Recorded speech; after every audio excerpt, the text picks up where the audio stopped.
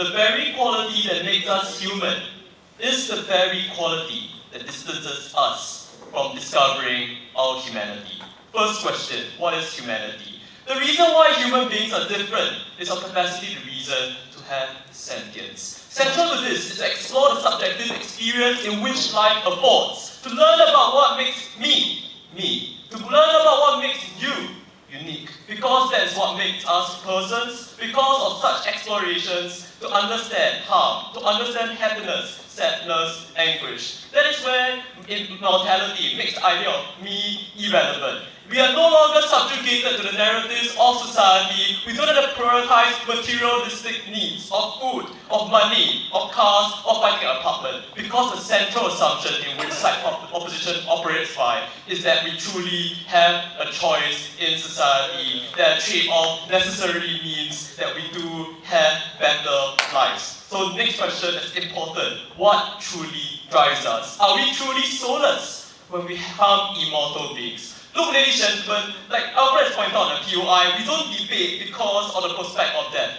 We do not spend time with our families because of the prospect of death. Because there's more intrinsic motivation to this. The pursuit of happiness, the changes, the pursuit of passion, all these are still existent even if you are a mortal being. Because you seek life, not just because of fear of death, because you know there's something more to it that's meaningful to yourself, because you know all these things matter. But what society forces you to do when you are a mortal being is that you're forced to pursue the next meal on the table. You're forced to get a car because your girlfriend asked for it. That is when the choices are constrained. That is why individuals are never truly free. In fact, the very conception of the trade-off means that life is constrained. You can never experience both worlds. And that is what immortality precisely offers. You do not have to make a trade-off now between family and work, because now you can do both and appreciate what life truly affords. And that is what makes us human. That makes life more unique. And that is when we no longer have to be selfish to fight for what we want and validate it by rhetorics of YOLO. You only live once. That you can't be selfish, you can't prioritize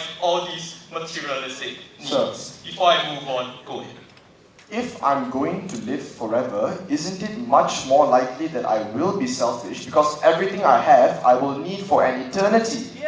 Ladies and gentlemen, even if you need certain things for eternity, reading the prospect of time is the opportunity for maturity. Let us take a step back to understand what immortality truly affords. We spend 20 years of our life discovering what we are. We often forget the very dreams you have as a child, because those are the times in which the dreams are the biggest. We want to be astronauts, we want to be scientists, botanists, we want to spend time with nature. We have all sorts of absurd dreams, but all these are always constrained because of the prospect of life. Because we are constrained by time, we must fight for this materialistic needs in which society affords. All the ideas of American dream, Singaporean dream, all these narrows society, narrows our conception of good life to suit reality. That is when life is truly constrained. That is when the exploration of humanity, what makes me, is not explored. But in fact, we are subjugated to the narratives and value structures in which society imposes upon us. That is why you are always told to become a lawyer, a doctor, seek more practical jobs, rather than become that of an artist. That is when people are denied of explanations of the very quality that makes us human, this subjective experience, rather than becoming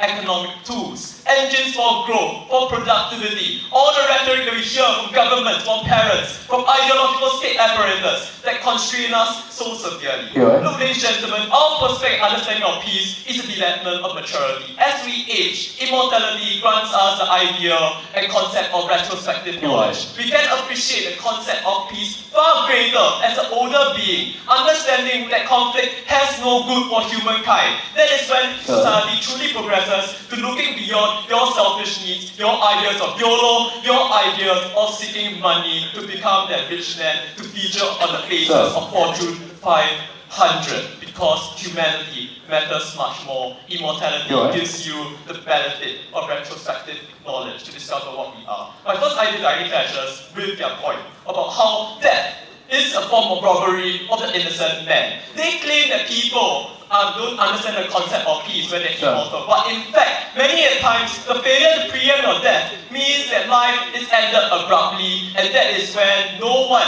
can understand life as it is or enjoy it. Look at an innocent being suffering from HIV at birth, or anyone robbed by circumstance, robbed by the birth lottery. That is when people are victims and are unable to appreciate life. That is when immortality changes this thing. It becomes a leveler for everyone to appreciate life at its fullest. Because you're no longer constrained by birth conditions, you are able to seek and understand humanity like everyone else. You are not robbed by mortality. No, thank you, sir.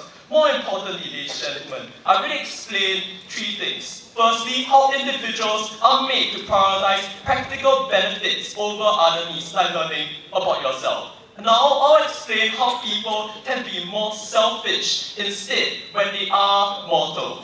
I explained why life is short and you only live once, and it validates the rhetorics of selfishness. You have become less selfish when you're immortal because you have more time to consider other people's needs. When you've enjoyed all the benefits of materialistic concerns, that is when man truly progresses beyond the ideas of selfishness. Many a times, we are selfish because we think the grass is greener on the other side. Once we experience and understand that materialistic needs does not fulfill this central motivation, what truly matters to us, what makes kahau, that is when you truly progress beyond selfishness. You progress beyond materialistic motivations. You start to seek values like love, empathy, relationships, because these things that makes us human start to matter a lot more when you have time to truly explore, rather than be misguided by what society purports. That is when people truly understand that they can experience it without being forced to adopt a mercenary calculus, to be blinded